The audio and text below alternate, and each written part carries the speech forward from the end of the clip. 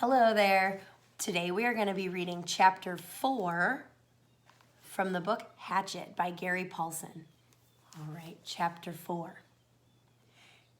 The memory was like a knife cutting into him, slicing deep into him with hate. The secret. He had been riding his 10-speed with a friend named Terry. They had been taking a run on a bike trail and decided to come back a different way. A way that took them past the Amber Mall. Brian remembered everything in incredible detail. Remembered the time on the bank clock in the mall flashing 3:31 and the temperature of 82 degrees and the date. All the numbers were part of the memory. All of his life was part of the memory. Terry had just turned to smile at him about something, and Brian looked over Terry's head and saw her. His mother. He was sitting in a station wagon. She was sitting in a station wagon, a strange wagon. He saw her, and she did not see him. Brian was going to wave and call out, but something stopped him. There was a man in the car. Short blonde hair the man had, wearing some kind of white pullover tennis shirt. Brian saw this and more, saw the secret, and saw more later. But the memory came in pieces, came in like scenes like this. Terry smiling, Brian looking over his head to see the station wagon, and his mother sitting with the man. The time, the temperature clock, the front wheel of his bike, the short blonde hair of the man, the white shirt of the man. The hot hate slices of the memory were exact. The secret. Brian opened his eyes and screamed. For seconds, he didn't know where he was, only that the crash was still happening and he was going to die. And he screamed until his breath was gone. Then silence filled the sobs as he pulled in air. There was nothing.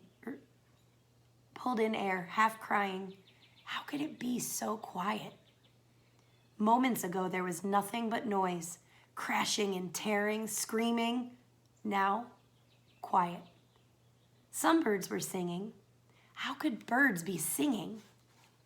His legs felt wet as he raised up on his hands and looked back down at them. They were in the lake. Strange. They went down into the water. He tried to move, but pain hammered into him and made his breath shorten into gasps, and he stopped. His legs still in the water. Pain. Memory.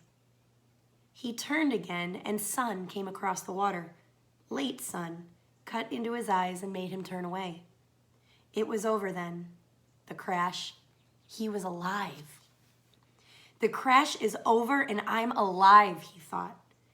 Then his eyes closed as he lowered his head for minutes that seemed longer.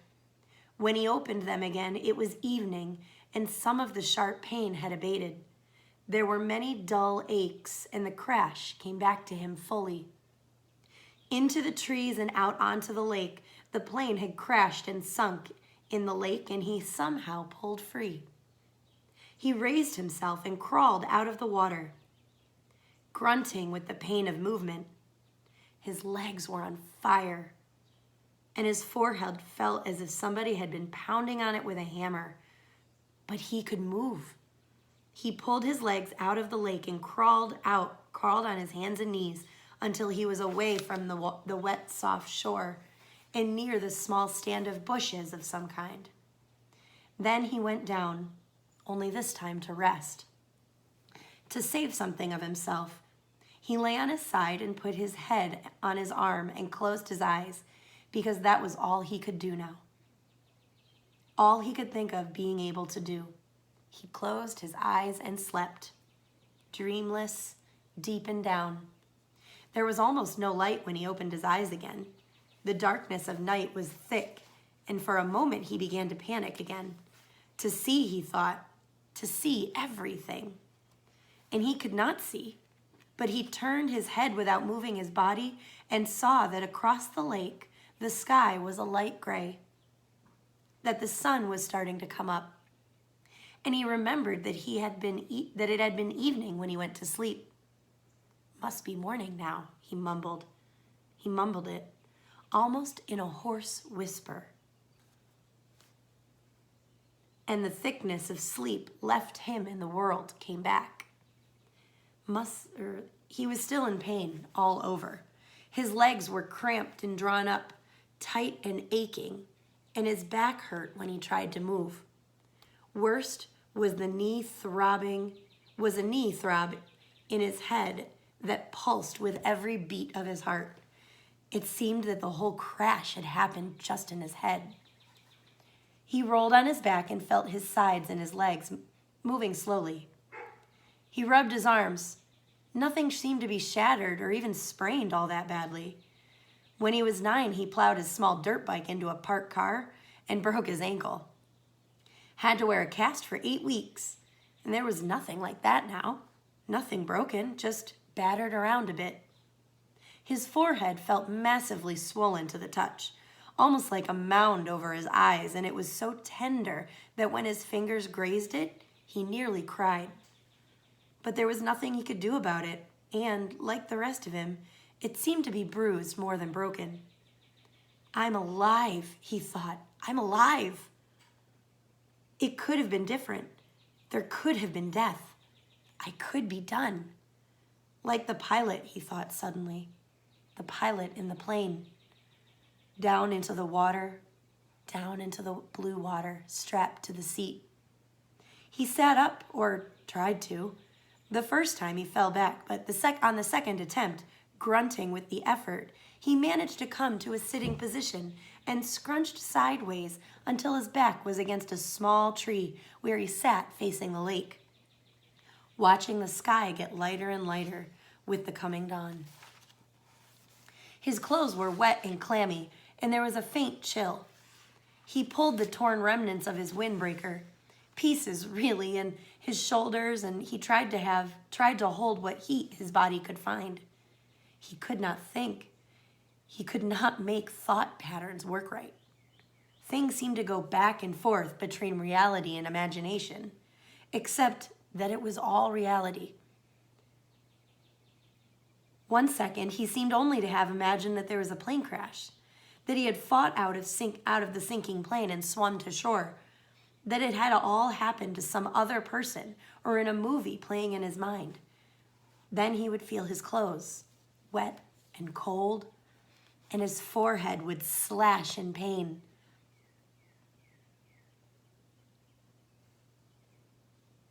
Through his thoughts, and he would know it was real, that it had really happened, but all in a haze world. So he sat and stared at the lake, felt the pain come and go in waves, and watched the sun come over the end of the lake. It took an hour, perhaps 2. He could not measure time yet, and he didn't care for the sun to get halfway up, and there with the heat came clouds of insects, thick, swarming, hordes of mosquitoes that flocked to his body, made a living coat on his exposed skin, clogged his nostrils when he inhaled, poured into his mouth when he opened to take a breath. It was not possibly believable. Not this. He had come through the crash, but the insects were not possible. He coughed them up, spat them out, sneezed them out, closed his eyes and kept brushing his face, slapping and crushing them by the dozens, by the hundreds. But as soon as he cleared a place, as soon as he killed them, came more. Thick, whining, buzzing masses of them. Mosquitoes and some small black flies he had never seen before, all biting, chewing, taking from him. In the moment, his eyes were swollen shut, and his face puffed, the torn pieces of his face puffy and round to match his battered forehead. He pulled the torn pieces of windbreaker over his head and tried to shelter in it, but the jacket was full of rips and it didn't work. In desperation, he pulled his t-shirt up to cover his face, but that exposed the skin of his lower back, and the mosquitoes and flies attacked the new soft flesh of his back so viciously that he pulled the shirt down. In the end, he sat with the windbreaker pulled up, brushed with his hands, and took it, almost crying in frustration and agony. There was nothing left to do. And when the sun was fully up and heating him directly, bringing steam off his wet clothes and bathing him with warmth, the mosquitoes and flies disappeared. Almost that suddenly. 1 minute, he was sitting in the middle of a swarm. The next, they were gone, and the sun was on him. Vampires, he thought. Apparently, they did not like the deep of night. Perhaps because it was too cool, and they could not take the direct sunlight. But in that gray time in the morning, when it began to get warm and before the sun was fully up and hot, he couldn't believe them. Never in all the reading in the movies had he watched on television about the outdoors. Never once had they mentioned the mosquitoes or the flies. All they ever showed on the naturalist shows was beautiful scenery or animals jumping around having a good time. Nobody ever mentioned the mosquitoes or flies. Ugh. He pulled himself up to a stand against the tree and stretched, bringing new aches and pains. His back muscles must have been hurt as well. They almost seemed to tear when he stretched. And while the pain in his forehead seemed to be abating somewhat, just trying to stand made him weak enough to nearly collapse. The backs of his hands were puffy and his eyes were almost swollen shut from the mosquitoes, and he saw everything through a narrow squint. Not that there was much to see, he thought, scratching the bites. In front of him lay the lake, blue and deep. He had a sudden picture of the plane sunk into the lake. Down and down in the blue, with the pilot's body still strapped in the seat, his hair waving. He shook his head. Oh, more pain. This wasn't something to think about. He looked at his surroundings again. The lake stretched out slightly below him. He was on the base of the L, looking up the long part with the short part out to his right. In the morning light and calm, the water was absolutely, perfectly still. He could see the reflections of the trees at the other end of the lake. Upside down in the water, they seemed almost like another forest, an upside-down forest to match the real one. As he watched, a large bird that he thought looked like a crow, but it seemed larger, flew from the top, real forest, and the reflection bird matched it, both flying out over the water. Everything was green, so green it went into him.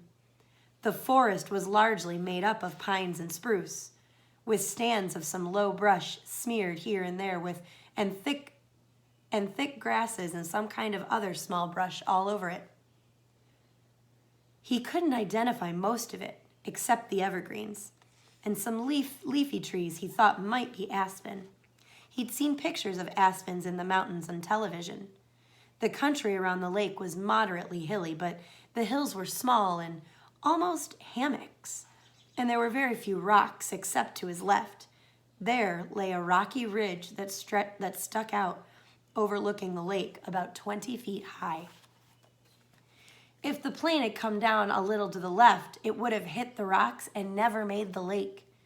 He would have been smashed, destroyed. The word came. I would have been destroyed and torn and smashed, driven into the rocks and destroyed. Luckily, he thought, I have luck. I had good luck there, but he knew that was wrong.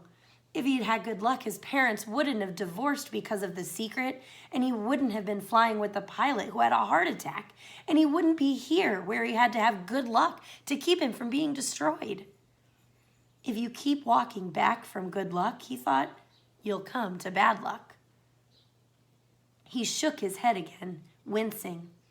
Another thing not to think about. The rocky ridge was rounded and seemed to be of some kind of sandstone with bits of darker stone layered and stuck into it.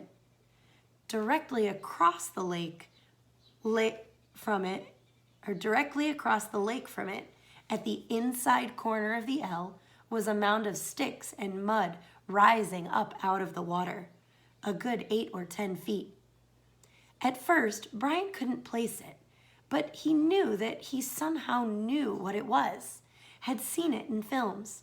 Then, a small brown head popped to the surface of the water, and the mound began swimming off down the short leg of the L, leaving a V of ripples behind. And he remembered where he'd seen it.